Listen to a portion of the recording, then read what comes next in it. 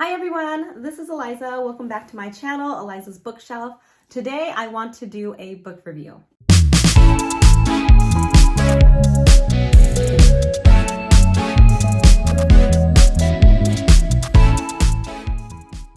The book that I am reviewing today is Simone St. James's The Book of Cold Cases. So I devoured this book. I read it over, 24 hours.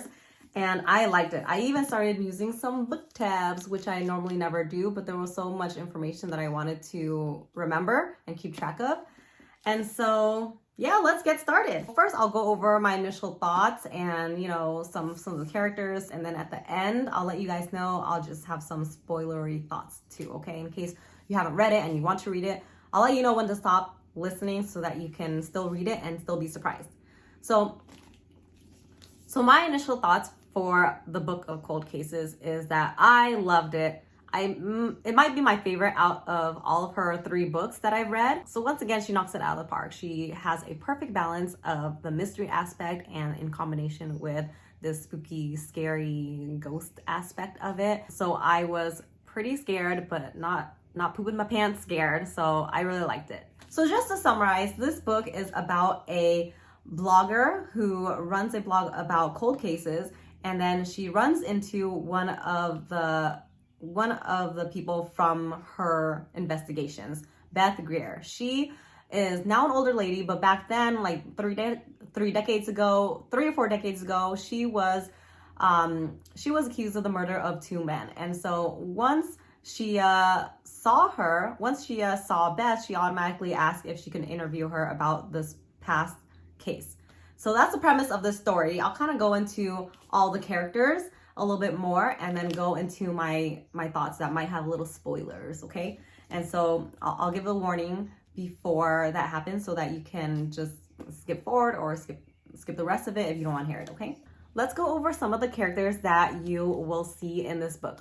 First, we have Shay Collins. She actually works as a receptionist in a doctor's office.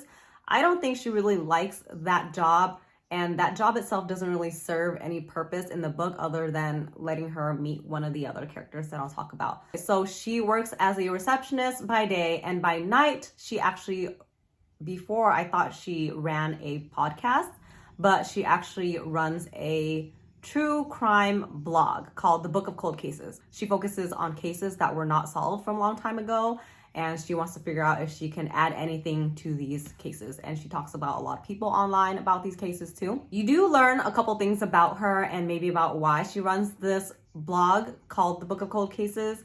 When she was younger, she was actually kidnapped. She would have been murdered if she didn't get away. So that really plays a big part of her life and all the trauma that she carried on from then. And then the second, we have Beth Greer. Beth Greer is now an old lady, but back then in the 1970s, she was a prime suspect for these 2 murders. She was actually arrested but released because they didn't have enough evidence against her. So after she's released, she continues to stay at her mansion home.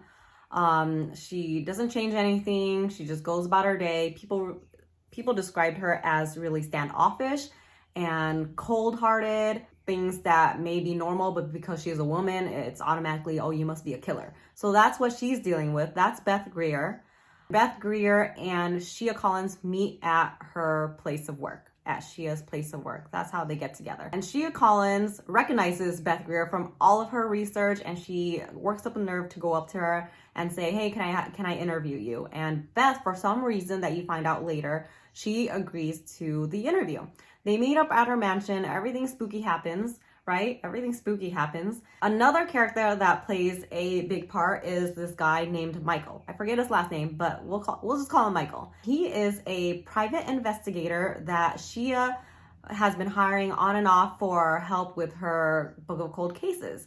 They form a relationship, they get kind of close, and she calls him all the time for, things outside of work sometimes. They're both divorced, and she ends up starting to like him. So there's that. This book is told by alternating timelines. We have Beth and Shia and their interview in present day, which is actually 2017. And then we have flashback to Beth back then in the 1970s when she's dealing with those murders and things like that. Throughout the first part of this book, you are introduced to some other characters too who played a big part in Beth's life. We have Beth's attorney, Ransom, who knows all about her family, probably already knows what happened back then. And then we have Detectives Black and Detectives Black and Detective Washington. Detective Washington really is just a jerk and treats Beth really poorly. Ari thinks she's super guilty, you know, and Black really wants to find out the truth. And then you have a couple other characters too, like Shia's sister, who you learn a little bit more about their relationship together, and I really like that too, but I won't go into too much until later.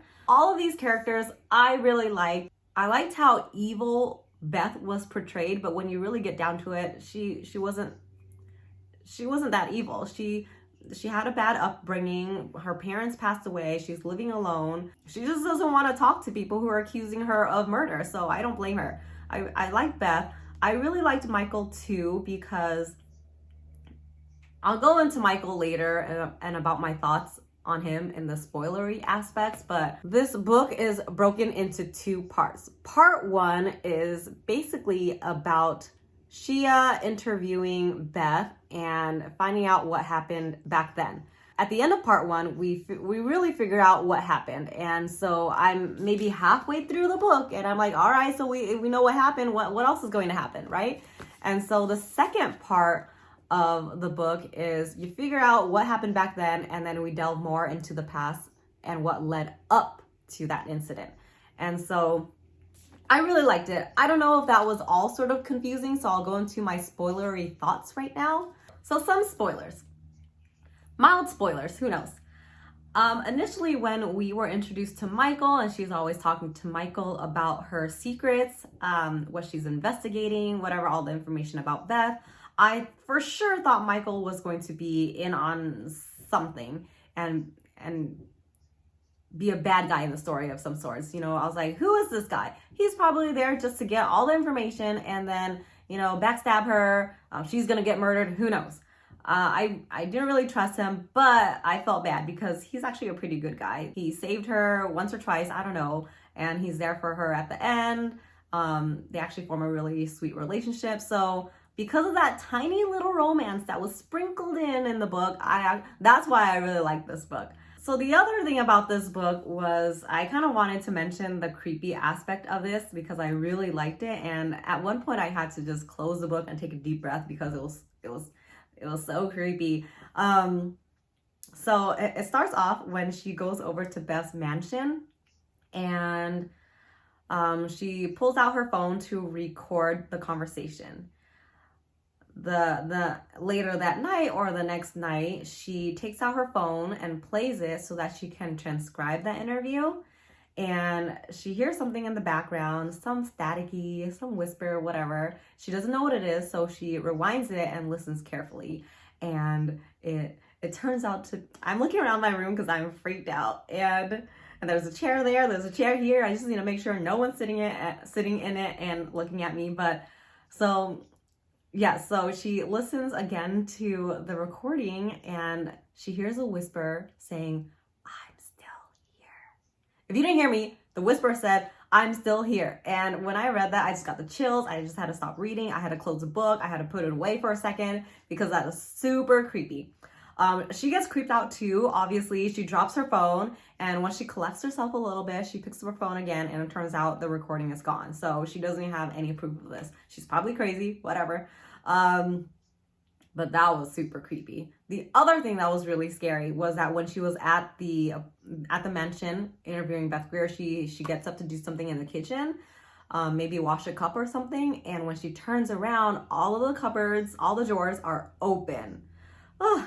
That reminded me of Paranormal Activity or something. And so everything's open. I don't know why she's not freaking out harder and running away, but she continues washing her cup, and the water, instead of coming out clear, it turns out to be coming out as blood or something. And yeah, it was just really weird reading that part because she sees everything that's happening, and yet she's not running out the door. There's no imprint of her body in the wall or anything. So that was really scary. The other part that was really scary to me was near the end. So in the end, she goes back to the mansion again because she's so smart, you know. Everyone always goes back to the haunted house. Anyways, so she goes back to try to get some DNA evidence. You'll read more about that if you pick up this book, which I recommend. Anyways, so she goes back to the house to get some more information. She spoiler alert, she meets Lily. I guess I should go back into that more, huh? I won't spoil too much, but she goes back to the house. She encounters this ghost there again. And the ghost is like, you know, holding her head, banging on this and that. She pulls Shia's body down the cliff and she falls down to the lake. So she has broken bones in her knee, her elbow. Somehow she manages to walk 3 miles away and get to a park and find this little boy there and ask for help. And the boy is like, okay, but why did you ask that person behind you? Oh my God. So that was really scary. Those are the points that I thought was very scary. So again, definitely good at mixing in spooky ghost aspects along with the mystery itself.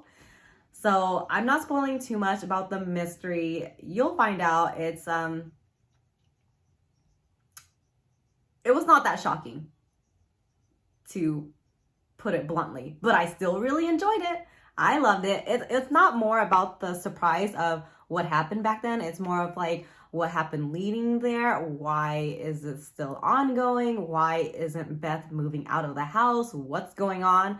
And so I really liked it. I really liked the ending, again, because of that smidge of romance that I got. And yeah, I love it. I can't say enough good things about this book. I'll continue to buy all of her books. I'm excited to see what's next.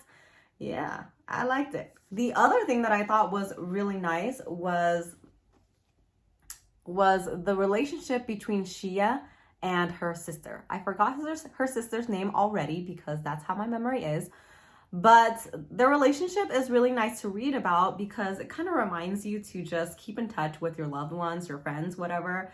They live in the same town, but you know, it's revealed that her sister actually feels a little bit distant from Shia because of everything that's going on in Shia's life. They're not really sharing stuff together. Shia finds out that her sister is actually trying to get pregnant. She's had 2 miscarriages, and throughout this whole time, she's like, what? Where was I? How come you didn't tell me?